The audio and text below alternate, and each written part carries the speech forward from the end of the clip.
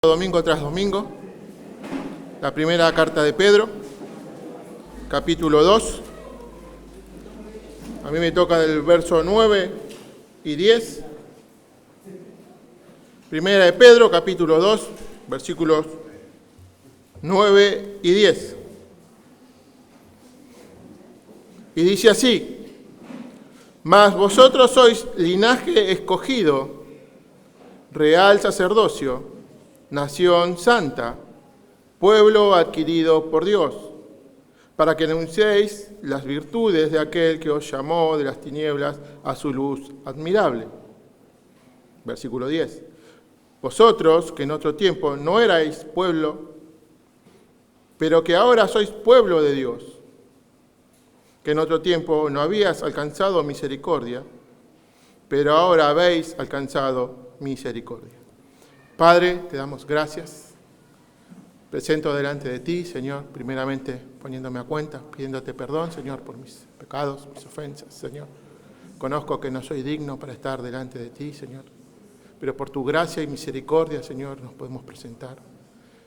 Padre, te ruego que me ayudes, Señor, que me asistas a exponer tu palabra fielmente, Señor, que seas tú hablando, Señor, a través de mí, que sea un medio, Señor, para poder hablar a tu pueblo, Señor, a aquellos que has comprado a precio de sangre. Y, Señor, te ruego también que quebrantes nuestros corazones, Señor, que prepares nuestros corazones para recibir tu palabra, para atesorar tu palabra, Señor, sabiendo que necesitamos de ti, Señor. Te lo ruego en el nombre de Cristo Jesús. Amén. Amén. ¿Puede tomar su asiento si así lo desea? Dios les bendiga. Como ya les dije, continuamos con esta hermosa carta.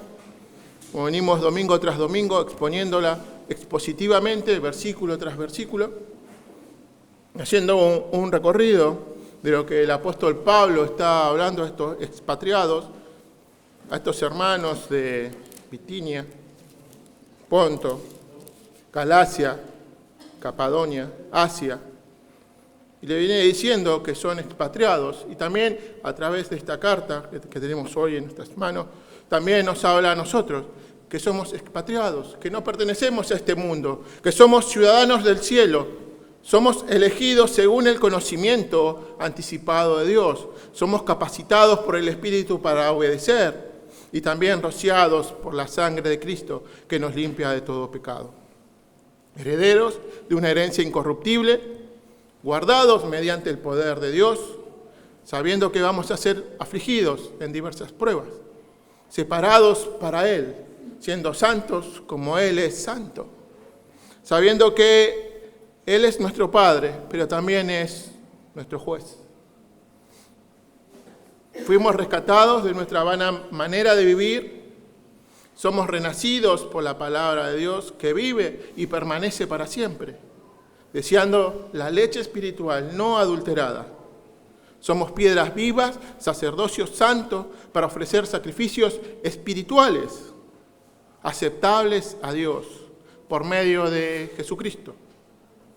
Y esto nos lleva a entender los versículos que vamos a ver hoy, la importancia de poder comprender nuestra identidad en Cristo. ¿Quiénes somos en Cristo? Y esto va a producir y debe producir una vida distinta en cada uno de sus hijos. Ya no tenemos la misma vida que tiene este mundo. Nuestros deseos no son los mismos deseos que este mundo, sino que es distinto. Somos distintos. Y este sermón lo separé en 2 puntos. El primer punto es quiénes somos en Cristo, o también lo podemos decir nuestra identidad. El segundo punto, nuestro propósito. ¿Cuál es el propósito con esta nueva identidad? El versículo 9 arranca diciendo: mas vosotros sois linaje escogido, real sacerdocio, nación santa, pueblo adquirido por Dios. Pedro empieza el versículo con un contraste con respecto al versículo anterior, el versículo 8, más vosotros, ¿no? Pablo está haciendo este contraste. En el versículo 8 nos hablaba de aquellas personas que habían desechado la piedra angular, las personas que habían decidido rechazar a Cristo, que habían decidido ser desobedientes a su palabra, habían desechado a Jesús. Y ahora en contraste dice, más vosotros que un día Cristo se nos reveló, se nos presentó, fuimos rescatados, fuimos redimidos, fuimos comprados a precio de sangre, y por eso ahora nosotros no lo desechamos, sino que nos aferramos a Él, nos quedamos con Él. No hay nadie que nos ame más que Él. No hay nadie que nos haya enamorado más que Él. Y no hay nadie que nos haya cautivado más que nuestro Señor Jesucristo. Él es nuestro todo. Él es nuestra gran perla, esa gran perla de gran precio, ¿no? Nuestro tesoro. Él es nuestro todo, nuestro todo. Y eso debe ser la vida. Y es el contraste que Pedro está hablando, en aquellos que han desechado a nuestro Señor Jesucristo y aquellos que le han amado, porque Él nos amó primero. Y ahora el apóstol Pedro nos va a mostrar a través del primer punto quiénes somos en Cristo y nos va a dar 4 características de esta nueva identidad que tenemos como creyentes. Y lo seguimos viendo en el versículo 9. Dice, más vosotros sois linaje escogido. Lo primero que podemos ver que somos linaje escogido. Y esta palabra linaje no está hablando de parentesco, de descendencia, de un grupo particular. Pedro no se está refiriendo a un linaje racial, un linaje étnico. Está hablando de ese linaje espiritual que ahora tenemos, aquellos que hemos sido hechos sus hijos, hemos sido comprados. El linaje celestial. Él nos ha adoptado y nos ha hecho parte de su familia y nos ha dado todos los derechos de un hijo natural, como nuestro Señor Jesucristo. Somos coherederos juntamente con Cristo. Dice que somos escogidos. Este linaje que tenemos ahora no es porque lo merezcamos, no es porque hicimos méritos, lo hemos comprado de alguna forma, sino que fuimos escogidos. Dios nos eligió. Y recordaba, ¿no? O sea, quizás los varones, más puntualmente, en esta ilustración, en este ejemplo que les voy a dar, y más particularmente a aquellos que les gusta el fútbol, cuando van a jugar al fútbol, a la pelota, y tienen que elegir jugadores, ¿no? Aquellos que tienen esa posibilidad de elegir, cuando van a elegir, ¿qué eligen? Dicen, no, quiero los más malos, total, lo más importante es divertirnos, es pasar el tiempo, o va a buscar los que mejor juegan, de acuerdo a la posibilidad que tenga de elegir. Obviamente que va a buscar los mejor. ¿Por qué? Porque quiere ganar, quiere seguir jugando. Y aquellos que dicen, no, yo voy solamente para divertirme, mañana voy a ver si cuando eligen de acuerdo a lo que creen. Y uno a veces dice, no, vamos a elegir lo mejor. Pero cuando Dios nos elige, Él, ¿qué pudo encontrar de bueno en nosotros, en cada uno de nosotros? No había nada bueno para el cual Él nos haya elegido. No hay capacidades que nos hagan merecedores de ser escogidos por Dios. No es porque yo soy un muy buen predicador. No es porque hay un hermano que cante mejor que un querubín. Dices, no, yo tengo la unción. No, pero es para la gloria de Dios. No hay nada bueno en nosotros. No hay nada que se merezca que nos podamos acercar a Él. No hay nada que podamos hacer para ganarnos ser y pertenecer a la familia de Dios. Él nos escogió. Él nos escogió. No somos nada, pero Él nos escogió. Dios en su misericordia nos escogió. Muchas veces pensamos, tenemos esta mala idea, ¿no?, de que estamos acá porque somos buenos, porque nosotros elegimos a Dios, pero es todo lo contrario. No hacemos nada bueno para poder merecernos su gracia. Hay un dicho, que no sé si alguna vez lo escuchó, que dice, más ayuda el que no estorba. No sé si lo escuchó. Muchas veces nosotros estorbamos más de lo que ayudamos. Nosotros estorbamos más. Pero Dios en su misericordia nos deja participar de su plan. Dios en su misericordia nos eligió, nos escogió, no teniendo nada, no siendo nada, siendo inmerecedores, porque si nosotros, obviamente, Dios lo hubiese hecho más fácil,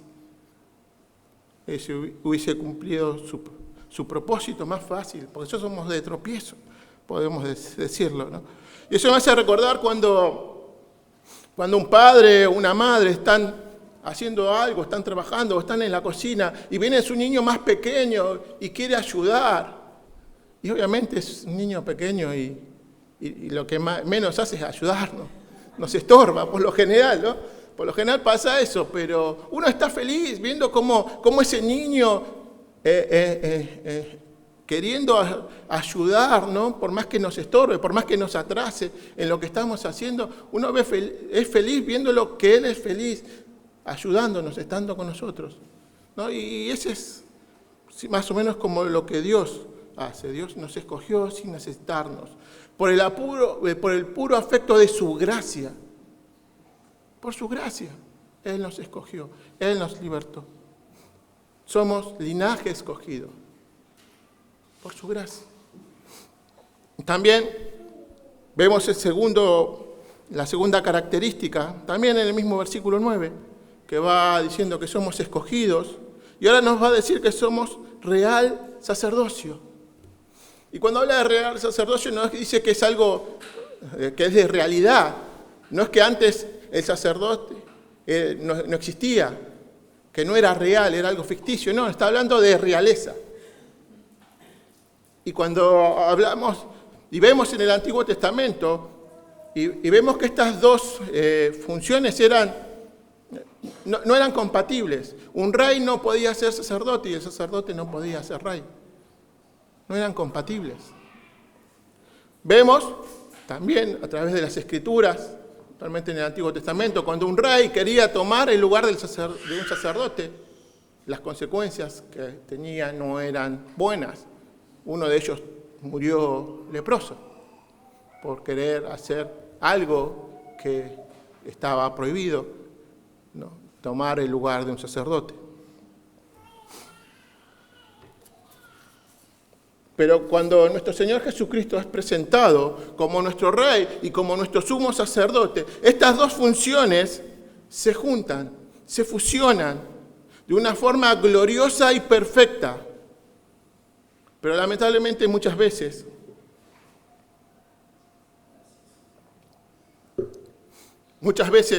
los cristianos se confunden y piensan que por ser de la realeza, al ser escogidos, ahora todos me tienen que servir. Yo estoy acá, sírvanme. Me deben reverenciar, porque yo soy el hijo del rey, como decía la canción. Sigo siendo el rey. No, mi hermano.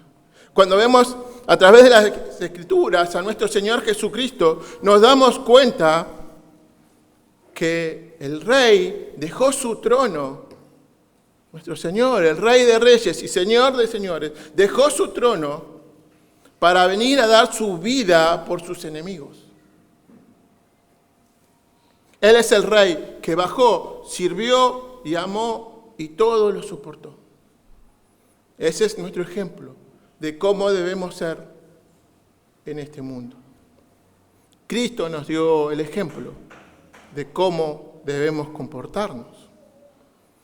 Y si nuestro Rey sufrió vituperios, ¿qué crees que podemos pasar nosotros? ¿Qué nos va a acontecer? Todos nos van a querer alabar, todos nos van a querer estar con nosotros. No, vamos a sufrir vituperios. Vamos a ser afligidos. Vamos a tener que sacrificarnos por los demás. Así como nuestro Rey, como nuestro Señor lo ha hecho. Él es nuestro ejemplo. Pero también dice que hemos sido escogidos para el servicio de Dios. El sacerdote en el Antiguo Testamento tenía acceso cada cierto tiempo al lugar santísimo. Nosotros, como sacerdotes, por la sangre del Cordero de nuestro Señor Jesucristo, que rasgó ese velo y nos dio acceso a la presencia de Dios en todo tiempo. No necesitamos de un sacerdote para que sirva de intermediario, para llevar nuestras alabanzas o para recibir su perdón por nuestros pecados. No lo necesitamos. No necesitamos de un mediador terrenal para estar en la presencia de Dios. Cristo es nuestro mediador. Cristo es el que permitió que podamos tener esta libre entrada y poder hablar con nuestro Padre y presentar nuestras peticiones y pedirle perdón por nuestros pecados y alabarle de una manera cotidiana, que podemos presentarnos a Él. Otra característica que vemos también, sigue diciendo en este versículo 9, dice que somos una nación santa. Quizás algunos pueden decir, no, pero mi nación, yo soy de Argentina, mi nación es Argentina. Sí, es el lugar donde Dios permitió que nacieras o permitió que hayas escogido vivir en este país. Es el lugar donde debemos ejercer los derechos y las responsabilidades que tenemos como habitantes de esta nación. Pero debemos hacerlo de una forma bíblica, orando por nuestros gobernantes, orando por nuestro país, sin importar la preferencia política. Es nuestra nación temporal. Pero nosotros, nuestra verdadera nación no está aquí, está en los cielos. Y nuestra nación es santa. Es una nación diferente. Y por ende, como ciudadanos de esa nación, debemos ser diferentes. No podemos ser igual que este mundo. Debemos pensar diferentes, no como piensa el mundo, teniendo una escala de valores diferentes a este mundo. Y fácilmente nos damos cuenta cuando una persona no es de acá. ¿Por qué? Por lo general, por su forma de hablar. No estoy hablando de un extranjero.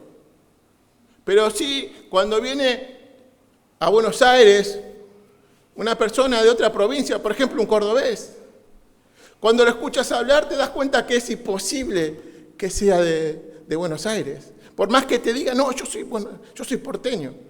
Imposible. ¿Por qué? Por su tonada, por su forma de hablar. Igual que si viene un correntino. Vemos distintas provincias, estamos acá en Argentina, pero distintas provincias, pero te das cuenta, igual que cuando vamos a una provincia, dices, no, ese es porteño. Enseguida te saca.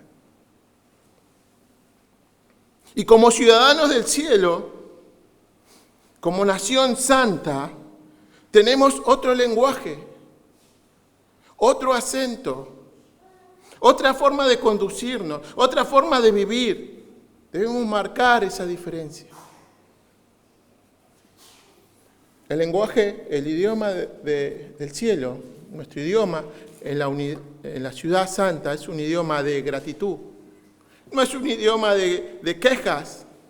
No porque la inflación, no porque nuestros gobernantes. No es un idioma que habla de falta de perdón, de ira. Es un lenguaje que muestra que no somos de este mundo, que somos distintos, que hablamos diferente. Cuando nos ven nuestros vecinos, nuestros familiares, nuestros compañeros de colegio, de trabajo, ¿pueden ver esa diferencia en nuestras vidas? ¿Ven que realmente somos distintos? ¿Que nuestra nación no es este lugar? ¿Podemos marcar esa diferencia? ¿O simplemente somos como ellos? Y la cuarta característica que podemos ver, sigue en el versículo 9, dice que somos pueblo adquirido por Dios. Dios nos compró, Dios nos adquirió, Él pagó por nuestra redención. Y lo vimos semanas anteriores en el primer capítulo de Primera de Pedro, versículos 18 y 19, que dice: fuimos rescatados de vuestra vana manera de vivir, no con cosas corruptibles como oro o plata, sino con la sangre preciosa de Jesucristo. Dios pagó el precio, y ese precio fue muy alto por aquellos que realmente no le convenía. Si nosotros tenemos la opción de ir a comprar algo, y dice: bueno, ¿cuánto podés pagar por este polvo? O por esta basura que no sirve para nada, por estos desechos. ¿Cuánto pagaríamos? ¿Qué valor tiene? Y obviamente que para nosotros no tiene valor y ni siquiera ofertaríamos, ni siquiera le daríamos 10 centavos. Pero Jesús pagó con su propia sangre. Él nos compró siendo sus enemigos, siendo menos que la nada. Él pagó con su propia sangre por cada uno de nosotros. Él nos compró. Y ahora somos linaje escogido, real sacerdocio, nación santa, pueblo adquirido por Dios. Esa es nuestra identidad. Dios nos dio una nueva identidad como creyentes. Ahora tenemos una nueva identidad. Pero esta nueva identidad también nos demanda un propósito. Dios nos da esta identidad con un propósito. Y es lo que vamos a ver en el punto 10. Nuestro propósito. Y sigue el versículo 9. Y arranca con un para qué. Y cuando en la Biblia hay un para qué, debemos entender que Dios está mostrando un propósito. Dios está mostrando que ahí hay un propósito. ¿Y para qué Dios permitió esto? Para que anunciemos, dice el versículo 9, las virtudes de aquel que nos llamó de las tinieblas a su luz admirable. No solamente cambia nuestra identidad, también nos da, junto con esta nueva identidad, un glorioso y eterno propósito, el de anunciar las virtudes de nuestro Dios poderoso. ¿Qué debemos hacer? Anunciar sus virtudes. Algunos creen que el propósito de sus vidas es ir a trabajar para poder conseguir dinero, para poder alimentarse y tener fuerzas. ¿Para qué? Para poder ir a trabajar. ¿Para qué? Para conseguir dinero, para poder alimentarse y poder volver a trabajar. Y creen que esa es la vida. O algunos creen, como el mundo nos quiere hacer creer, que nuestro propósito en la vida es ser felices en este mundo. Cumplir todos nuestros sueños, nuestras metas. No, mi hermano, no, mi hermana. El propósito por el cual hemos sido comprados, hemos sido redimidos, es glorificar a Dios con nuestras vidas. Hemos sido escogidos, equipados para vivir y predicar el Evangelio. Para proclamar y declarar abiertamente la obra que Dios ha hecho en el ser humano por medio de la vida, muerte y resurrección de nuestro Señor Jesucristo. El creyente no puede darse el lujo de ser un agente secreto. No podemos andar ahí ocultos entre la multitud tratando de pasarla bien. No, Debemos, así como uno se da cuenta cuando hay una persona que no conoce que es policía, por su uniforme. ¿Por qué? Porque tiene la gorra de policía, tiene la ropa de policía, el chaleco, el armamento que le provee la institución. Y sabemos que esa persona es policía. Pero cuando esa persona está de civil, no tiene el uniforme, es difícil que podamos decir, esa persona es policía. No, y muchas veces como cristianos creemos que debemos estar así, agentes secretos, encubiertos. No, estamos ahí, tratando de pasarla lo mejor posible. No podemos darnos ese lujo. El mensaje del Evangelio debe ser declarado ante el mundo por nuestras bocas y por medio de nuestras vidas. Y Pedro les recuerda a sus lectores que Cristo, de manera soberana, poderosa y eficaz, los llamó con un llamado irresistible. Él nos llamó. Y nosotros fuimos tras Él. Dice que nos llamó de las tinieblas a su luz admirable. Por eso debemos dar testimonio que somos hijos de luz y no hijos de tinieblas. Porque Él nos rescató. Ya no pertenecemos al diablo. Ya no somos esclavos del pecado. Ya no estamos más en tinieblas. Él nos rescató. Él nos llamó de las tinieblas a su luz admirable. Sigue diciendo el versículo 10. Vosotros que en otro tiempo no erais pueblo, pero que ahora sois pueblo de Dios. Pedro, en este versículo,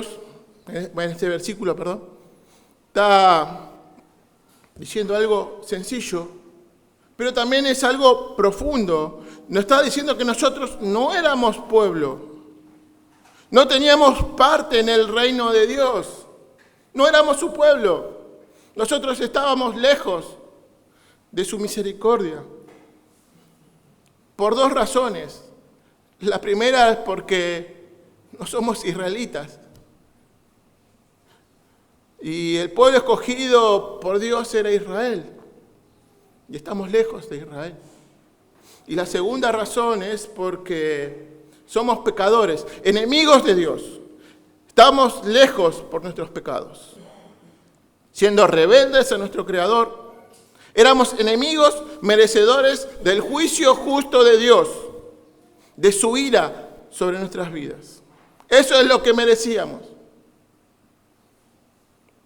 Pero, dice que, bendito pero, ahora sois pueblo de Dios.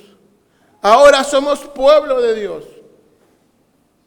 Antes andábamos errantes, perdidos, yéndonos camino al infierno. Pero Él nos rescató, Él nos compró y ahora somos su pueblo. Sigue diciendo el versículo 10 para finalizar, que en otro tiempo no habíais alcanzado misericordia, pero ahora habéis alcanzado misericordia. Y acá nos parece dar una idea errónea, no esta traducción, porque parece que está diciendo antes, no te esforzaste lo suficiente, no hiciste los méritos necesarios para alcanzar, para lograr la misericordia de Dios. Pero ahora sí te esforzaste, te estiraste más de lo que pensabas que podías y has alcanzado esa misericordia. No es lo que estaba queriendo decirnos Pedro. Y les voy a dar un ejemplo. Quizás muchos niños, cuando van al supermercado o una persona de baja estatura y tiene que comprar y justo lo que quiere comprar está en el estante de arriba. Y esa persona trata de agarrarlo y no llega. Y a veces quizás se sube al primer estante y se esfuerza así hasta que agarra así, empieza a agarrar, a tocarlo y cuando lo agarró, lo bajó, se esforzó, lo consiguió. No es lo que está queriendo decir. Eso no es lo que está queriendo decir. No hay méritos en nosotros por haber alcanzado esta misericordia. Lo que está diciendo es que la hemos recibido. Hemos recibido, hemos alcanzado esta misericordia por su gracia. Porque nosotros vamos a estar ahí tratando de agarrar ese producto que tanto necesitábamos, pero no llegamos. ¿Y qué hace Dios? Viene Dios, lo agarra y se agacha y nos alcanza el producto. Él hace la obra, no nosotros. No es mérito nuestro.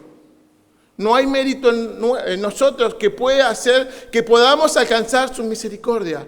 Es Dios el que nos da su misericordia. Recibimos misericordia de pura gracia.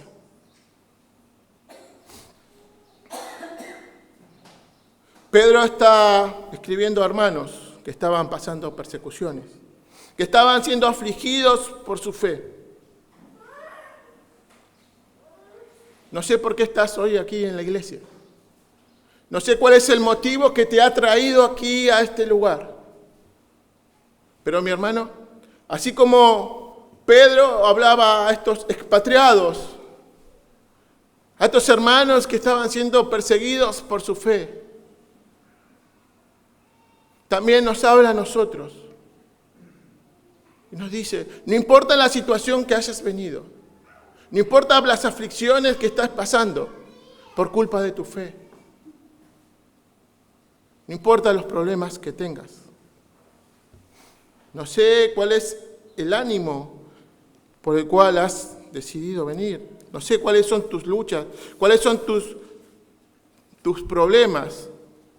Pero si eres realmente un hijo de Dios, quiero decirte algo. En Cristo tenemos una nueva identidad. Cristo nos compró a precio de sangre. Él pagó por nosotros y nos ha dado una nueva identidad, un nuevo propósito en nuestras vidas. Y sabes, este llamado es un llamado seguro. A estar seguros en nuestra salvación, porque estamos seguros en sus manos. Es un llamado irresistible. Y nosotros lo hemos vivido. Nosotros hemos experimentado la misericordia de Dios en nuestras vidas. ¿No es así? Por eso hoy estamos acá, alabándole, buscándole, agradeciéndole. Y cuando Dios habla de su misericordia, nos da a entender como algo que no recibimos lo que merecemos. ¿Y qué merecíamos? El infierno, la condenación, el juicio justo de Dios por nuestros pecados. Y nuestra respuesta a lo que ha hecho por nosotros debe ser de gratitud. Entendiendo de dónde nos sacó y a dónde nos puso. Anunciando las verdades de aquel que nos llamó de las tinieblas a su luz admirable. Debemos ser agradecidos. Pero si te has dado cuenta que no has sido comprado a precio de sangre, que realmente no eres un verdadero creyente, Dios es paciente. Dios tiene misericordia. Y hoy es día de misericordia. Si vienes a Él en arrepentimiento y fe, si vienes a Él creyendo en su palabra, en sus promesas, Él te va a perdonar. Hoy es el día de salvación. Ven a Cristo, corre a Cristo, porque no hay salvación en otro que no sea Cristo. Padre, te doy gracias, Señor, por tu palabra. Nos gozamos y nos deleitamos, Señor, en ella. Sabemos que tú eres un Dios paciente, un Dios misericordioso, que escoge, Señor, que nos da propósito para nuestras vidas, Señor.